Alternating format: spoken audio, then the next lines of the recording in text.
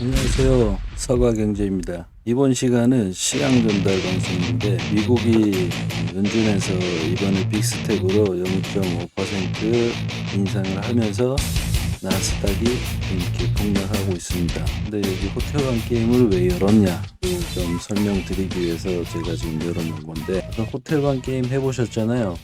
요 앞쪽 라인 요거는 뭐 아시잖아요. 땅값이 싸기 때문에. 그리고 요 같은 색깔들끼리는 가격이 또 더 세지고 뭐 그런 것도 있죠. 요거는 뭐 이렇게 해가지고 묶어가지고 또 해먹을 수도 있고 요렇게 이제 판이 있는데 미국이란 나라는 지금 어떻게 이 판에서 먹고 있냐? 여기 요 라인, 여기 요 라인 이렇게 먹고 있는 상태인 겁니다. 그리고 중국 뭐 이렇게 둘이게 먹고 뭐 아무튼 뭐 이렇게 뭐 나라들이 있는데 어쨌든 미국이 세다고 이제 표현을 하고 싶어서 이거를 말씀드리고 싶은 겁니다.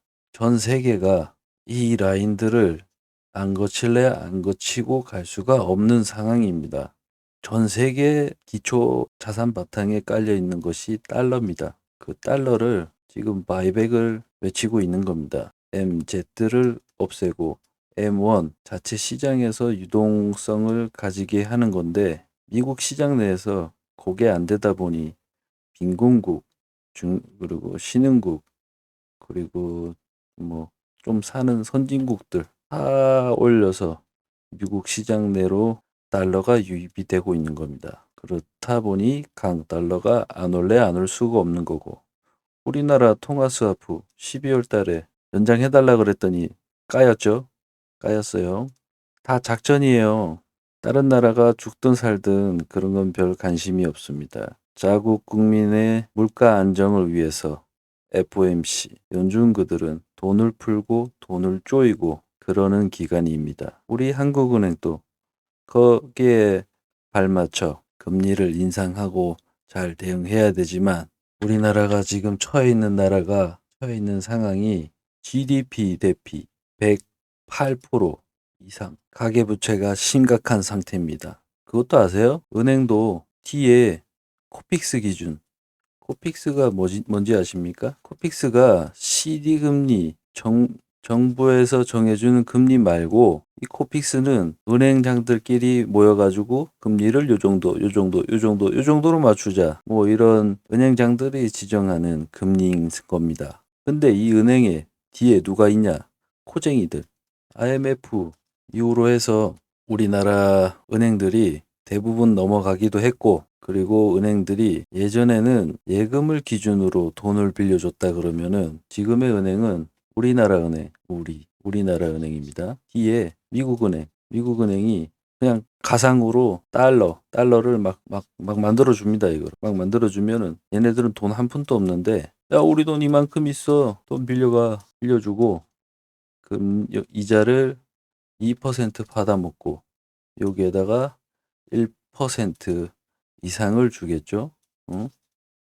이런 식입니다. 우리나라 은행들이 지금 집 사셔가지고 자산 대비 현금이나 뭐 캐시 대비해서 부채율이 50% 이상이라 그러면은 내 월급으로 갚기가 정말 숨이 헐떡일 정도로 힘들다 그러시면은 지금이라도 부동산을 파셔야 됩니다. 그렇지 않으면 금리가 미친 듯이 올랐었을 때 그것을 감당하기란 쉽지가 않습니다. 또한 나라가 금리를 안 올린다 그랬을 경우 물가는 미칠 듯이 오를 것이고 기업은 기업을 운영하기에 엄청 힘들 것입니다. 그러면은 직원들을 쫓아낼 것이고 결국에는 금리를 안 올리는 그 불화가 나에게 더 크게 온다는 것, 그것을 아셔야 됩니다.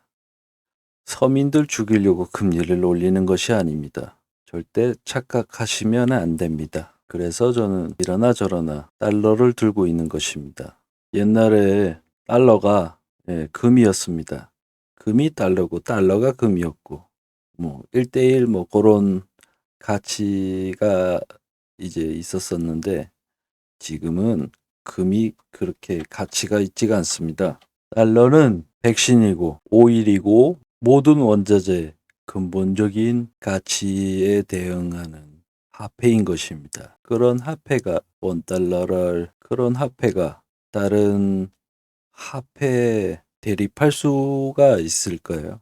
그런 생각을 해보시면 지금 현금을 들고 있기보다 달러를 들고 있는 것이 더 안전하다는 것이 판단이 설 것입니다. 그리고 KBS 심야 토론을 보다가 이거 문자들 보니까 정신 나간 사람들 너무 많더라고요. 아니 경제 흐름 얘기하는데 자꾸 왜 정치 얘기를 하는 건지 아무튼 국민성이 많이 떨어진다는 생각을 조금 하게 됐습니다. 그리고 물가가 지금 계속 이제 오르고 있다는 것을 내용을 주제로 이야기를 했는데 이 중에 누가 얘기했는지 모르겠는데 우크라이나 사태 때문에 원자재 가격이 상승을 했다. 이것은 틀린 얘기입니다. 원자재 값은 작년 4월부터 상승하기 시작했습니다. 그리고 우크라이나 사태가 없었더라도 지속적으로 계속 오르고 있었던 상황입니다. 거기에 그냥 불이 붙다 보니 더 활활 타오르게 된 상황인 것이지 결코 우크라이나 사태가 원자재 가격을 상승을 시킨 건 아닙니다.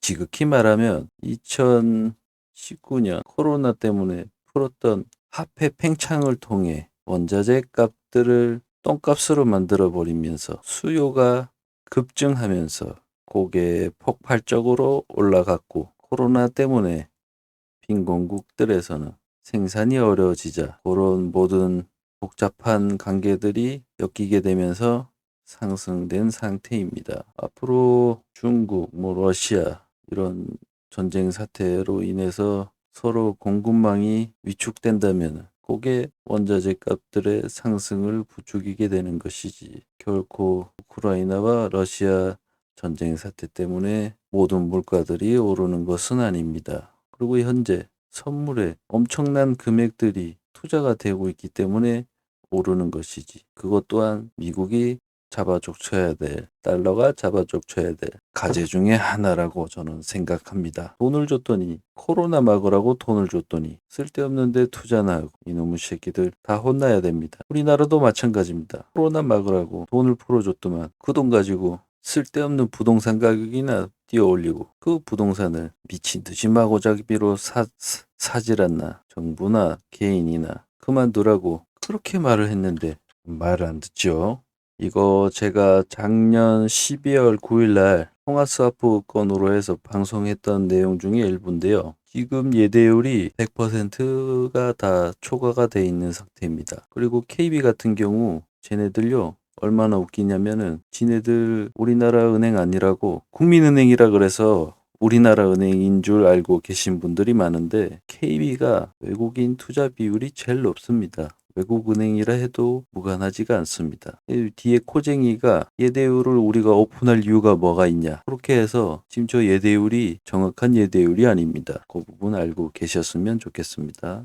그리고 요거는 우리나라랑 이제 통화 스와프를 맺은 부분인데 미국이 600억 달러 이거 작년 2011년 12월 우리는 연장을 좀 하자 그렇게 얘기를 했는데 미국한테 까였습니다. 12월 31일자로 종결을 했습니다. 우리나라가 뭐 선진국이라 그러는데 이 부분 보면 선진국이라고 할 수가 없습니다. 이게 작년 2분기 기준 한국 GDP 대비 가계부채 비율입니다. 지금은 뭐 더 크겠죠. GDP 대비 외환 보유액이 4,500억 정도, 4,600억 정도로 합시다. 그렇다 치더라도 30% 이하입니다. IMF와 BIS 국제기관에 있어서는 우리가 외환 보유액이 40% 이상은 되어야 안전하다고 판단되고 있습니다. 그리고 우리나라 정부 기관에 있어서는 각종 보고서들을 계속 만들어내고 있었습니다. 부동산 시장 질서 확립을 위한 중점 대응 전략 경제인문사회연구회 한국은행에서 돈 들여가지고 보고서를 작성한 겁니다. 본 보고서는 부동산 시장 질서 확립을 위한 중점 대응 전략의 최종 보고서로 제출한다고 되어 있습니다. 내용을 보시면 부동산 정책에 대한 문제점들을 이야기를 하고 있습니다. 그리고 그 결과의 끝에 이 부분이 가장 중요한 부분이라서 이 부분을 지금 10번째 읽는 것인데 또 읽어서 영감을 주도록 노력을 해보도록 하겠습니다. 국민들의 몫이 남아있을지 의문이다. 누군가는 현재도 부패 자산을 처분하기 위해 차익을 남기기 위해 혈안이 되어 있을 수도 있다. 무엇보다 이 가격이 언제까지 상승할 기조에 유지할 수 있을지 의문이다. 이 나라를 움직이는 책임 있는 정치인과 공직자들은 이 연구의 상황 인식에 조금이라도 공감하는 바가 있다면 대책 마련에 앞서 정치적인 유불리를 떠나 현 상황을 정직하게 이실직고하여 국민들에게 소상하게 알릴 필요가 있다고 생각한다. 냉정히 말해 이것이 가장 중요하다고 말을 하고 있다. 이것이 가장 중요하단다. 1월 달에 상승했던 상승분을 그대로 따라서 달별로 수익을 올리고 있습니다. 분자재 값들은 전체적으로 미국 금리가 올리면서 안정되는 상황을 보여주는 듯하지만 유가 부분이 지금 미국 유가 부분이 115불을 돌파하면 이것은 130불까지 돌파할 가능성이 있습니다. 이것이 또 상승을 하게 되면 이거에 따른 전기차 관련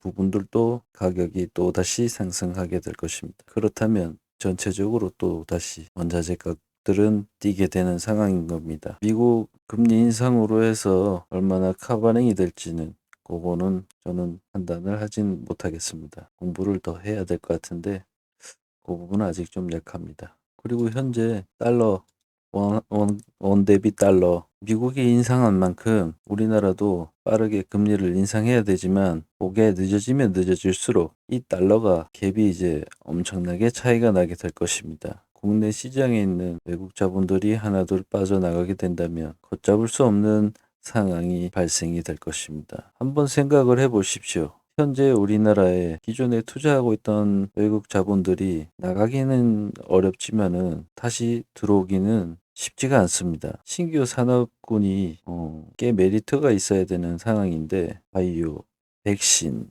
이쪽 말고는 저는 아직 딱히 뭐 투자할 수 있는 부분이 있는가 그게 판단이 아직 서지는 않습니다. 원달러 대비 코로나 터지고 나서 3월달 요게 일시적으로 달 안에 고점이 1292원 찍었던 부분인데 지금 상황 보시면은 꾸준히 올라서 지금 달 거를 양봉으로 꽉 채웠습니다. 이거는 치고 올라갔다 내려온 상태인 거고 요거는 거래량이 따박따박 들어와서 맞춰주고 있는 상황인 겁니다. 5월 들어와서 여기까지 채운 건데 요거를 고점 뚫어가지고 채웠었을 때는 문제가 꽤나 심각합니다. 요거를 건드렸다는 거는 뚫고 한번 가보겠다는 의지거든요. 우리나라 금리 인상이 어떻게 될지 모르겠지만 아무튼 대처가 빨리 필요할 것입니다. 시황 방송은 여기까지 하도록 하겠습니다. 모든 투자들보다 달러를 사서 자산 가치를 안 떨어뜨리는 것, 그것이 목적입니다. 달러를 산다고 투자가 되는 것이 아닙니다. 달러를 가지고 있는 것이 내 자본의 가치를 지켜주는 것이기 때문에 달러를